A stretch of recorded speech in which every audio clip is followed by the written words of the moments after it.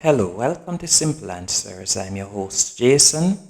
In this video, I'll be showing you how to fix Instagram couldn't upload try again story.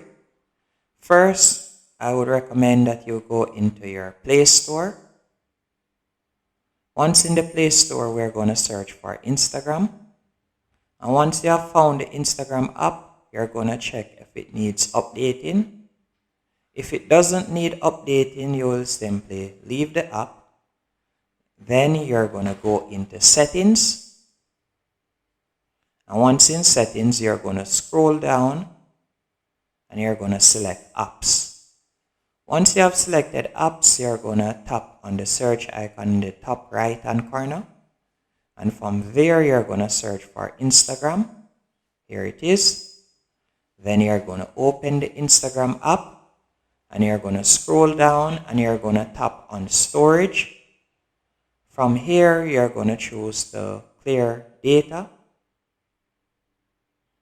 And you will also tap on clear cache and you can see it right there. It has been deleted. After you have done that, you're going to select permissions right at the top right here.